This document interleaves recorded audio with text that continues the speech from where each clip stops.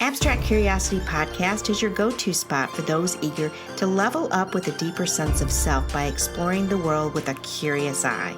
Life's an adventure, and sometimes we just need a funky new roadmap to navigate our way through this wild world. Hi, friends. Welcome to Abstract Curiosity. My name is Rebeka. I'm a 1-3 mental projector, Virgo Sun, Cap, Moon, and Rising. And I'm here with my co-host, Michelle. Hey, how are you?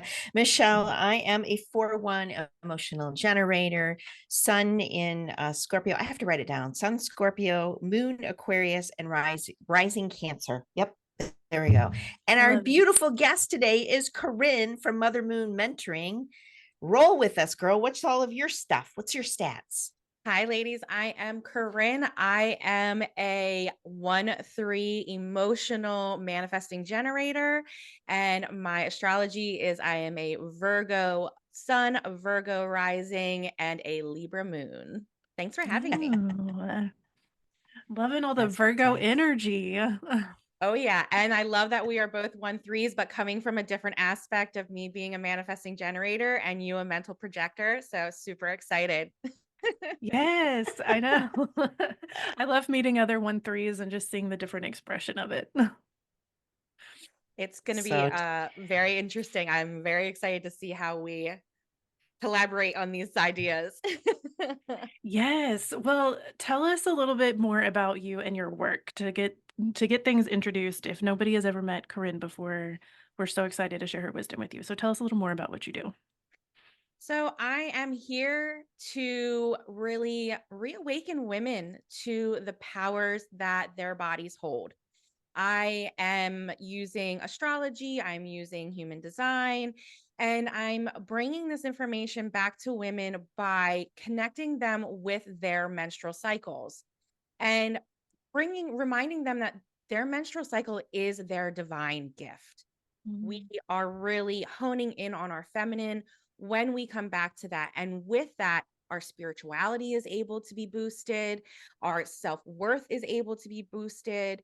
And it's this simple thing that unfortunately society has really poo-pooed the menstrual cycle for women for a very long time. And I just want to empower women to reconnect themselves to their body, which reconnects them up to the universe.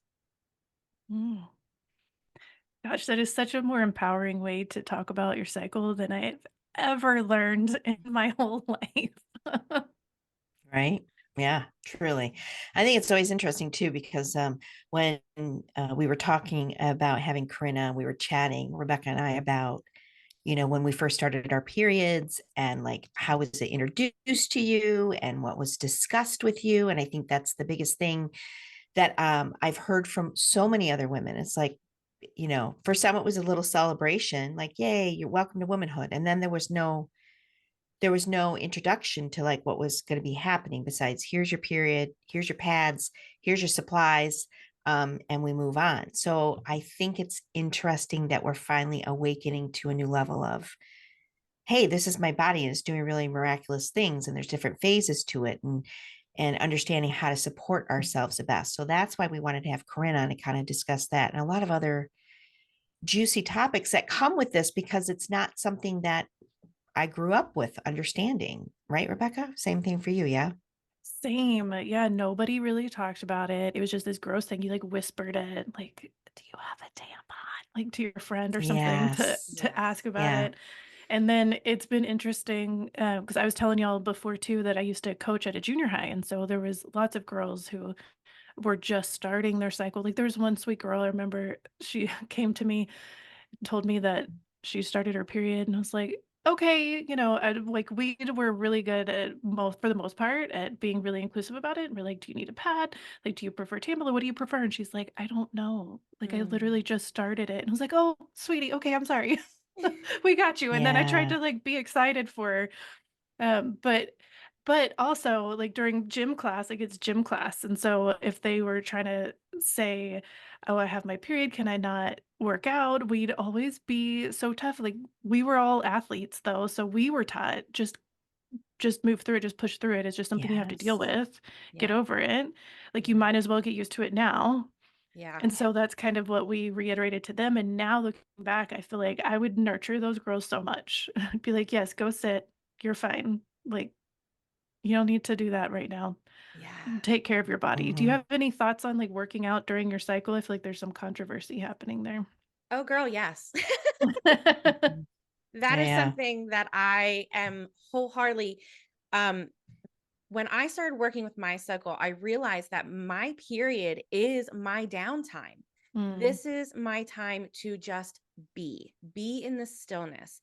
And when I started to really listen to that and hone in on that, did I realize that I wasn't dealing with the burnout the rest of the month because I was literally giving myself the chance, listening to my body when it needed that slow down period. And by all means, I'm not saying take the week off from work, but allowing yourself to work it into your schedule that you have slow down time is huge. And that's something when I work with my clients, you want to do the HIIT routines, you want to go to the gym hardcore, do that on your follicular and your ovulation phase because you have the mm, energy.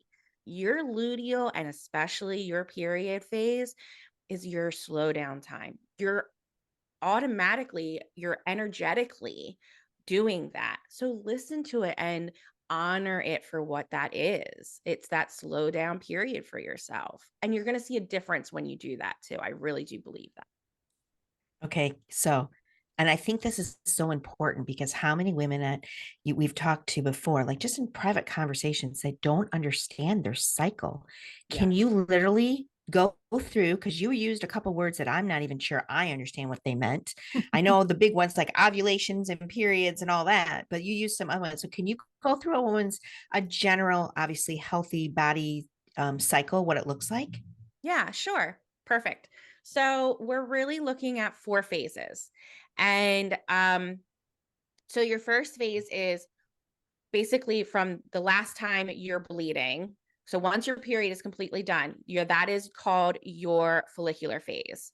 And this is the time where your body's rebuilding. Energetically, we're feeling big boosts of energy because estrogen levels are rising now. So we have this, it can be anywhere from like 10 to 14 days, depending on how long your schedule is, how long Okay. your monthly 28 days, 30 days, whatever that looks like for you. So this is that follicular phase. We're really feeling the energies. We're feeling more social. We're like getting out. We're feeling productive. So once we have that phase, then we're going to come into the next phase, which is your ovulation phase. And a lot of women tend to kind of know ovulation because this is the time when you can get pregnant. So this is usually, I say, between 5 to 7 days of just being aware that you can get pregnant during this time because sperm can stay inside of you for a lot longer than most of us realize. So I've had an oops pregnancy on my own with my husband. So, even when you're being active about it, it can happen before you know it. I love my son Micah, but By any chance, is Micah a manifester? I he's feel like, actually my projector. oh my gosh. He is. I Yes, and love he it. is totally that. Yeah. So this is that time but the energy of ovulation is amazing. This is when I'm literally in my ovulation phase. So like I put on my goddess jewelry this morning. I'm Mm. like ready to step out. Ovulation is when you are like ready to be social. You can feel your essence of yourself. You really want to you feel that sensuality. Of course, because of the way your hormones are working, your body wants to get pregnant right now. So you are going to notice that sexual drive coming up. And so, we really want to step out and be ourselves during our ovulation. I tell Mm. my women that I work with, be bold in what you pick. Pick your favorite outfits when you're in your ovulation phase. Really step out, be yourself, wear the red lipstick, go out, have fun because your energies are so high. So then you're working into your ovulation phase. And this is where you're really going to start feeling those energy levels slowing down because now we're changing into our progesterone and we have released that egg. Now we are working on a totally opposite way. So now we're, getting ready to lose that uterine lining, which is what the period is. So we are feeling those energy shifts within the luteal phase. This is also that time where women have the PMS coming up. So it is honoring the fact that for 2 weeks out of the month, we get these really big boosts of energy. Now we're coming down, we're slowing down, we're listening to ourselves. And what I try to remind people or women about the luteal phase and PMS is Lucy Pierce has the perfect archetype for it. She calls it the crazy woman archetype. And it's because we're not honoring ourselves when we are really like our hormones are really fluctuating right now. So it's that energy of I feel like I'm out of my mind. Mm. And that's because we're not allowing ourselves to slow down. Our needs are not being met. We are more sensitive to sounds. We are more sensitive to our environment around us. So if we're not careful, we can really feel that crazy woman archetype come up. And hey, we've all been there, right? But it's okay. It happens. It's a reminder to ourselves like, okay, I'm in my luteal phase. I need to slow down a little bit. So we experience that for, I'm going to say around 10 days, depending on your cycle again. And then we come in to your period phase. And this is when you start bleeding. And this is really when we are connecting to ourselves. I have found that when I really listen to my period, I make sure that, it's really a blessing. We are blessed with creating life. We have a universe within our womb. And we need to honor that. So for me, first signs of my period, I light a candle on my altar and just thank the universe for being able to do this once again. No, I'm not holding child, but in that aspect, I'm still a woman and I'm being gifted this great creation. So within that period, we're slowing down, we're allowing ourselves to be. And this is really when we can pay attention to our dreams because all of these big aha moments can be coming from our intuition during this time. So those are kind of the 4 that we work with. Awesome. Yeah. Everyone goes through it. Yep. Love it. And it's funny because I remember when I was growing up that, the word PMS was like had a very negative connotation when I was growing up. Yes. Oh, she's in her PMS. Or even I would identify myself as well. I'm emotional because I'm PMSing, but it wasn't a loving way. It was skewed into leave her alone. She's acting crazy. Like you said, the crazy woman archetype. And I think we've talked about this before, Corinne, but I remember reading the book. Actually, it was audio at that time, The Red Tent. Best book ever. If anyone is interested in reading that book or getting it on Audible, it is phenomenal. It changed how I started to perceive my periods because I didn't understand way back when how it was a cultural thing and it was the clan that you were with, everything kind of operated with the women's cycles, hence why women cycle up during the moon, so that the whole group would stop and slow down, and the men would prepare food, and the women would be in a special red tent, and all of that beautiful things. And I thought, what is this book saying? Is this true? I remember I went on this frenzy of it all. So I was so excited when I met Corinne and we were chatting a little bit about all of that. So how would you, because I think we got some questions from people who we put a post out for people to like, hey, what do you want to ask her? But the one question I have, Corinne, is what would be something that, if you're raising girls in this day and age, how is it that we can bring that word PMS into the light so it isn't have such a negative connotation? I think it's changing already, but can you give us a little advice on that? Yes, you're gonna make me cry. Honoring the maiden times of our life is so important. And we have to remember that we are the teachers. So how we talk about our bodies, how we talk about our periods our little ones are listening to us. And, like you said, unfortunately, PMS has gotten a stigma by society. Mhm. Men can use that against us. Oh, she's crazy. She must be whatever. And, it's all for up to us as women collectively, even if we don't have daughters, to step in and say, yes, I'm in my luteal phase. And if I don't honor that, then I do get a little crazy. My emotions are, running a little higher because my body is literally changing right now. And, it's so important for us to hold that energy for this younger generation so that they feel empowered by this, so that they are stepping off with their first periods going, okay, I understand my body because I'm watching my mom, I'm watching my aunts, I'm watching my older cousins go through this. And it is that aspect of I feel the craziness or I feel the emotional outbursts because I'm not slowing down, because I am overwhelmed. And that's okay. It's okay to experience these things because it's a part of my body. And we can love that Mm. about ourselves too. I don't remember if it was in the Red Tent, if you remember Corinne, or if it's in that other book. Um, I don't know where I learned this at, but I think the thing that always tripped me up about the PMS part was it's truly the time that people around you, it's almost as if when the woman is going through the phase of the period, she's there to release.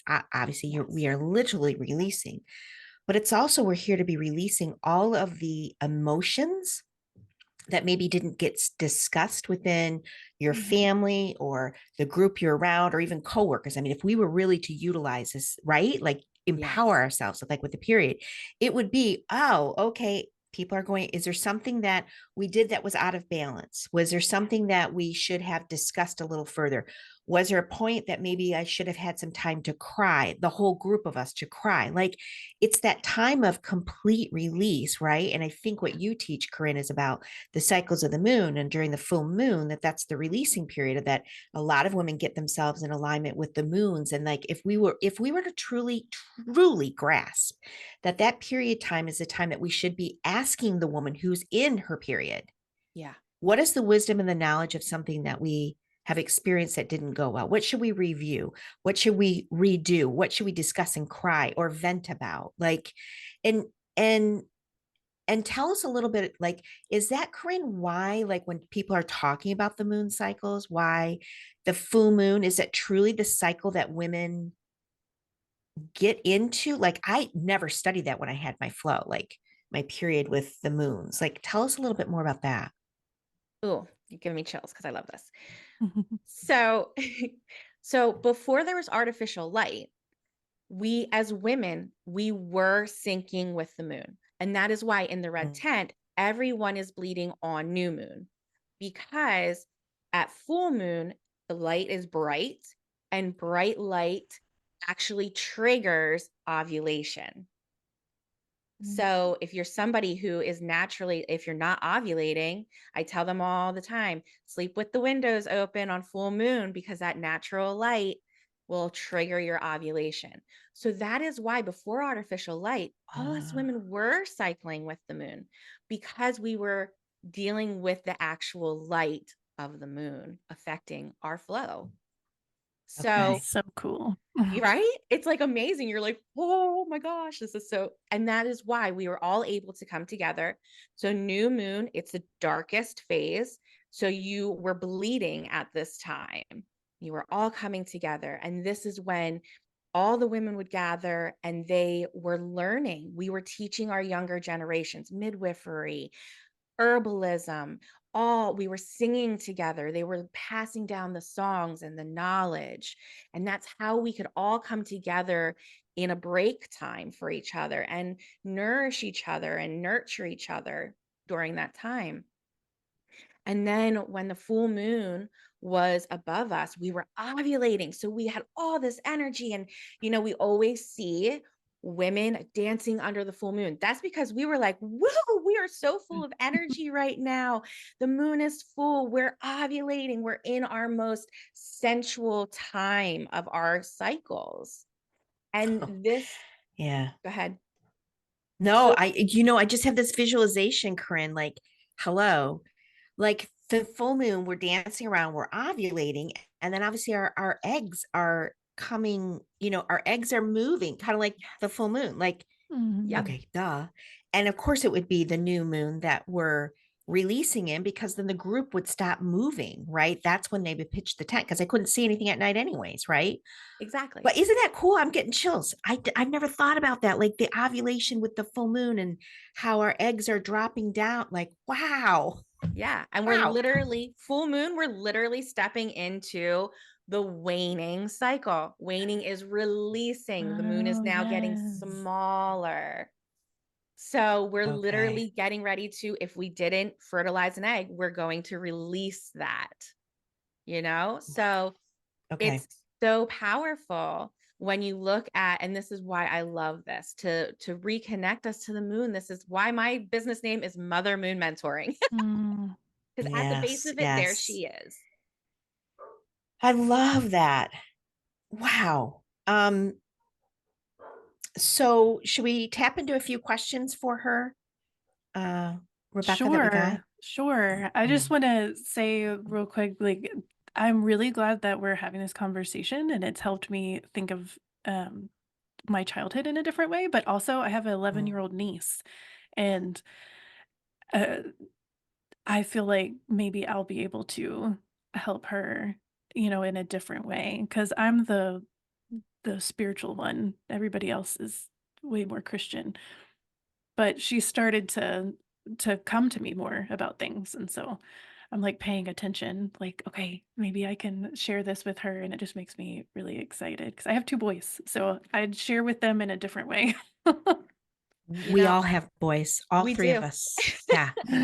Which is pretty incredible. And even as a mom of boys, my boys are watching me because it is Yes. important for this next generation.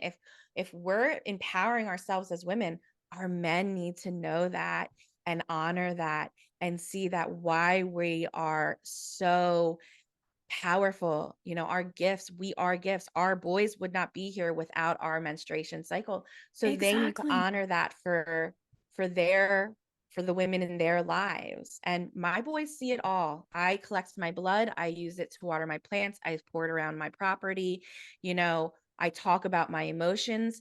I homeschool. So even during our homeschooling, if I have my period, we slow down. They're like, yes, Mm. documentaries. Let's do this week. They're like, "Mom, can you be in your period this week? We don't wanna do anything." Yeah, exactly. And we're very open. So even if they come into, they're 10, 8, and 5, and they probably know more than maybe they Mm. should.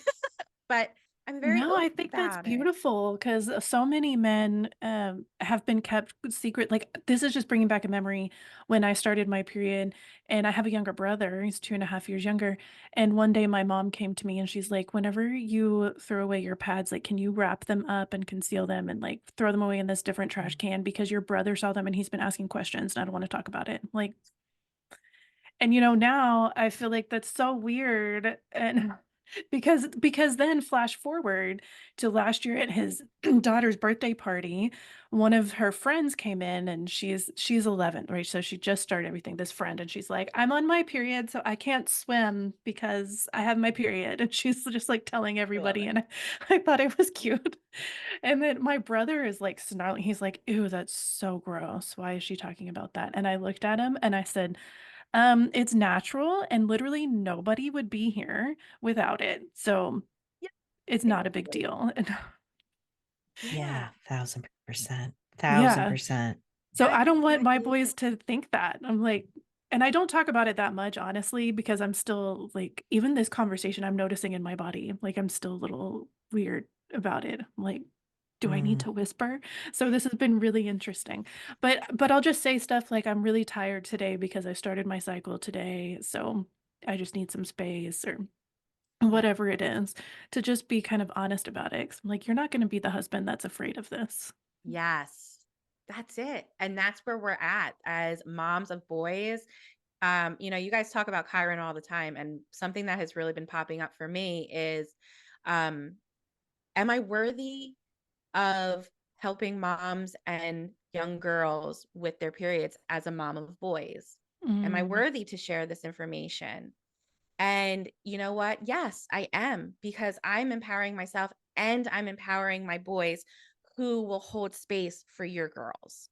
That's what it's Mhm. all about. We are collectively, we all have the masculine and feminine energies. And as women, we are working our butts off in this generation to balance those within ourselves. My boys should be learning how to balance their masculine and feminine energies within themselves as well. And how are they going to know that if they don't see the powers and the beauty behind a woman's cycle? Yes. Yes, and I feel like this ties straight into some follower questions that we got. Perfect. Because one question, how can the male energy be supportive within the fluidity of the cycles? I just thought this was such a great question. I love this. And I love because this was like one of the first questions that we got. Mhm. And Mm-hmm. that's it. It's being supportive for the women in your life. It is asking questions. Okay, so your period's coming up. How can I support you in that? How can I give you time alone? What can I take off of your plate so that you can slow down?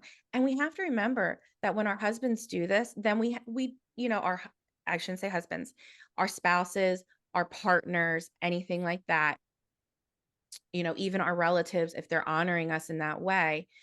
um I feel like when a woman sees that and feels acknowledged for that, we are so much more adapt to then look at them and say, now, how can I honor you when you need it?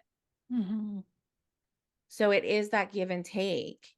And, it's allowing yourself to be comfortable with it. How can I support you through this? How, even in ovulation, what's my part on this? When I say I'm ovulating and I'm not interested in getting pregnant, being okay with that. Okay. How can we, we're both feeling that sensuality right now, but how can we bring a little play into it without conceiving if we're not Mhm. interested in conceiving? It's really allowing, as the masculine the masculine energies, we'll say that, um, to be a supportive role, to ask questions, to know your woman's cycle, and be able to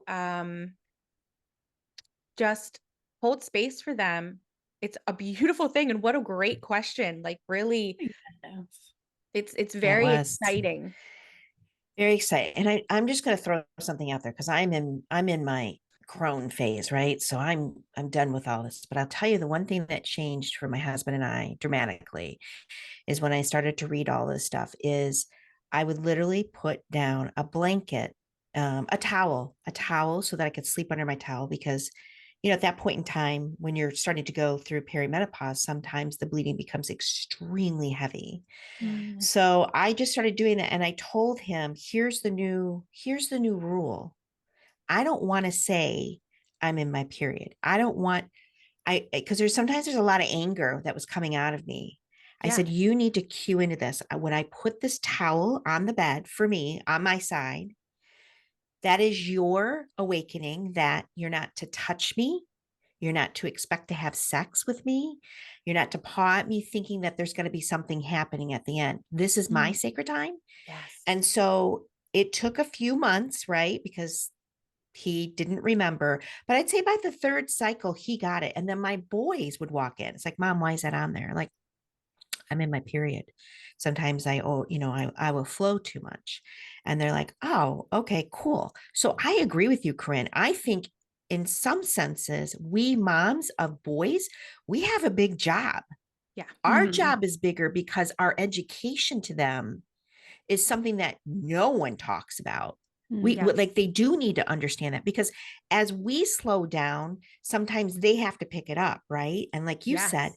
and then when we're done, then we can say, I can pick up and you can slow down, because I'm getting chills on that. It's kind of like that's where true partnership comes in. Yes. Or Brene Brown. I always say, is it Renee Brown? What's her name? Brene She's Brown. She talks apparently about this, how much percentage I can give today, when I get home from work. And so to me, it kind of resembles those type of things. And that's a great question that somebody asked. I'm really stoked that someone would have the wherewithal. But I think we've got an important job ahead of us as moms of men in this. Yeah. Absolutely. I don't think we can downgrade just, I think a lot of us as moms are like, oh, well, it's, we're boys and they don't have that. No, we are just as important in this cycle as moms of girls. Yeah. Yeah. We, because we Exactly. want to be raising that next level. Exactly. Yes. And maybe if not more so, I don't want to say like more important, like we're better or anything, but just the fact that the world is switching. Like, just me as a child, my mom was like, we don't talk about it with your brother. But Yeah. now switching to being, no, the man is just as responsible for understanding the cycle Yeah. as the woman. Yes. Yeah. Yes. The man needs to step up and support this cycle for the woman. Yes. Yeah. Yep. Exactly. So And where you does know what? that start? Yep. Before we go to the next question, there is a video. It was funny because this popped up in my feed 2 days ago, and I really wanted to share it with you guys to kind of get your intake on it, because Okay. we're seeing some growth. Does that make sense? So give me 2 seconds here. Woohoo. I know, I'm excited. I'm Woohoo. so curious for this because she just teased it. Is this the video with did. dude? With the dude. With the Awesome. dude. Okay, let me see if I can find it. Okay, can you see my screen? Yes. Yes. Okay, I'm going to hit play. Let me know if you can hear it. Yes. Women are multipliers. Whatever a man gives a woman, she will take it, hold on to it, multiply it, and then give it back to him. And men fail to understand this. Let's use some basic examples. If a man gives a woman his sperm, she'll hold on to it, she'll incubate it, she'll multiply it, and give him back a baby. If he gives her a house, she will take it, care for it, nurture it, look after it, and give him back a home. If he gives her an emotionally safe space, she will take hold of it, she will care for it, she will nurture it, and she will give him back the most amount of abundance, love, and guide and force throughout the rest of their lives together, so they can build a family and a future. And by the same token, if a man gives his wife depression, she'll take it, she'll hold on to it, she'll multiply it, and he'll be met with a full force of erratic emotion, erratic nagging, moaning, complaining, because he is less of a man than she knows he could be. She'll hold on to it, multiply it, and give it back. If the man continually gets frustrated and angry, she will hold on to it, she will take it, she will multiply it, and she will give it back in the form of stress, emotional chaos. She'll make his life a misery and extremely difficult. Why? Because she's multiplying exactly what he's giving her. The majority of men fail to realize that what they receive back from their wife is nothing more than an amplification of what they gave her in the first place. And so when we start to understand what we do and how we can become better, we start to realize the influence that we have over our wife's energy and emotions. We can positively influence how our relationship plays out purely and simply by reflecting, looking in, understanding what we do on a day-to-day basis. If we make ourselves better, and the way that we treat our woman, if we improve all facets of life, she will amplify that and give it back to us tenfold. Okay. Ooh, I'm crying. Ooh. Same. Primal Fathers, okay. You're rocking it. Yes, sir. Okay, now isn't that interesting? I was really curious to see what you guys' reaction was, because you want to know what mine was? What? It pissed me off a little bit. Really? I had so many different emotions on it. And at first I was like, at the beginning, I was like, oh, this is really cool. And then all of a sudden it felt almost as if he was saying that in a way he was controlling. He had control over the woman and how she was perceived. You know what I mean? Now, listen, I don't think I truly do, because I did go and research him, because I'm like, okay, what is his premise? I don't know. I didn't study it that much, but I felt like, isn't that interesting how my senses were like, almost wanted to say F you, But then there was the other part of me is like, oh my God, he kind of gets it. He like gets it. He gets Yeah. that Yes. we are the creators of everything in our lives and in our homes, right? He was talking in a very traditional way. I think maybe that bothered me a little bit. And that's his platform. He can do that. You know what I mean? But I thought it was interesting how I kind of had different, like, oh, I like that. Oh, I felt controlled by that. Oh, I felt like he was trying to manipulate that. Oh, he said husband. Does it have to be a husband? Like, all of this judgment and attitude is rolling out of me. Interesting. So that's why I wanted to know what you guys thought of all of that. I love that. You go first, Corinne. What came to you? So first off, I'm very, very fortunate and blessed because my husband is one of 5 and has 4 younger sisters. So my husband has always been a huge supporter of my period. He has always wanted to know what's going on. So when the dude started talking about multiplying in those manners, it felt very safe for me because it is that. It is, you give us one thing and we do multiply. That is what we do as women. We create life, we create a home. You know, we can walk into any singular bachelor pad and see what it looks like.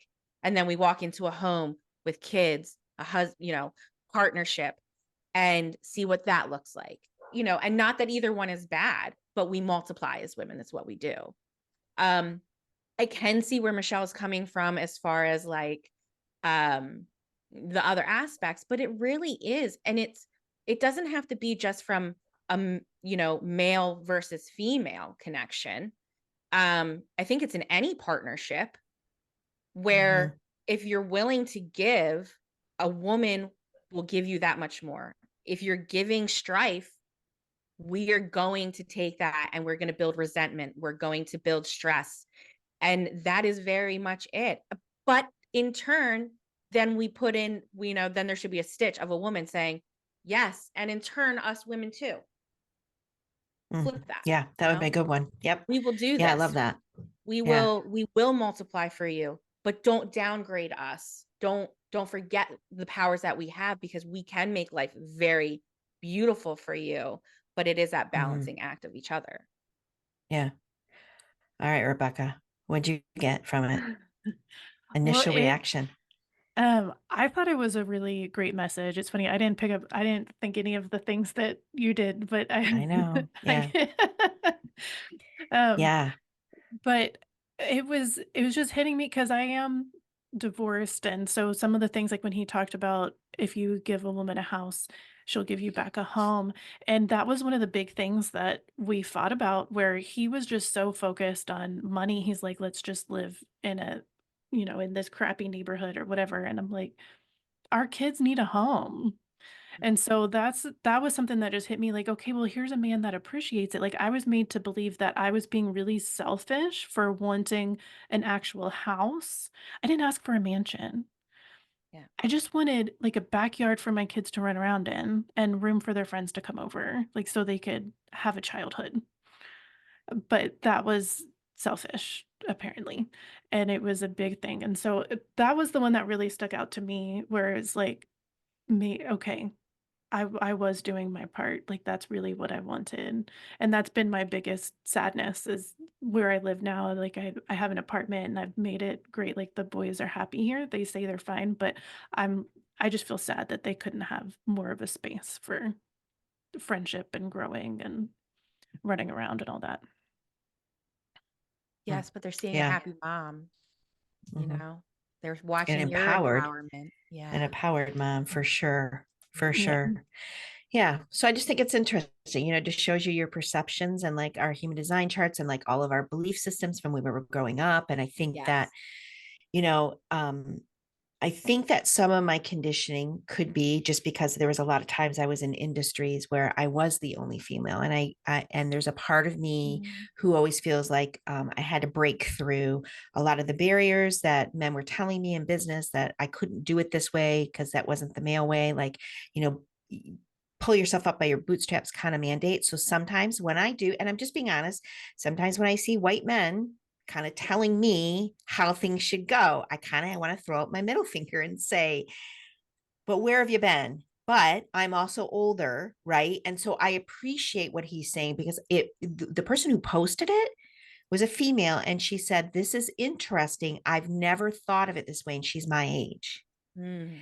And I Mhm. thought that's really cool. He's breaking down barriers. He's telling men this is how you should be reflecting about a woman. Like, and like what you were saying, Rebeka, how, you know, and Corinne, you both were talking about like making the house a home. And how many times do we see, like in bad 80s movies, like, you know, the woman comes in and she's like redecorating and she's doing on all, and the guy's always like, but where's my space? But where's my space? And of course, I always think that there's a balance in it. Like, you're right. You need to have your things, you know, your beer sign, or for me, Green Bay Packer stuff has to go somewhere. Most of the time it goes in the basement. You know what I mean? But it does show you, like, and then when it's done, they're like, oh, this feels really good. Like, this feels like our home. So yeah, I kind of get that. I don't know. I really Well, wanted to show it to you guys. Yeah. I'm glad you Yeah. did. I'm glad you did. And it just, Yeah. what you just said makes me think too of even just going in classrooms. I substitute teach at the high school, and oh, you know, a woman teacher, she's got cute things, like her desk is nice, like it's cozy, it feels good. You go into a Yeah. dude coach classroom, there's piles of paper from last semester that he didn't grade, but he put grades in the grade book anyway, and like it's just a desolate disaster. And you can Yeah. always tell, and it's just so interesting. um but I appreciated what he said, and I was gonna say, Michelle, I'm usually with you. Like, I am so over white men talking. Like, they've had their time and they did not do a good job with it. Like, that's how I am too. But then I see a man like him and it makes me feel so good. I'm like, okay, here's one decent man who is trying to spread a good message. And honestly, men are going to hear this message from another man before they're going to hear it Yeah. from a woman. Yes. A woman says Mhm. that same thing, it's going to be nagging. Yeah. So, Yes. yes. Mm-hmm. So Mm-hmm. Very I'm true. with you. Like, I'm very wary, but when I see a man like that, it just warms my heart. I'm like, Yeah. okay, we are moving forward. New generation, new generation, new generation. Well, Yes. this has been awesome, you guys. Hey, we're going to go. There's going to be a part 2 to this amazing conversation with our guest, Corinne, today. We've got more questions coming up. So make sure you come to part 2, because we got some juicy ones, and we're going to talk a little bit more about the emotional ways within human design. So come back and join us for the next one. And until next time, everyone, how good can it get? Have a great day. Love y'all. Bye.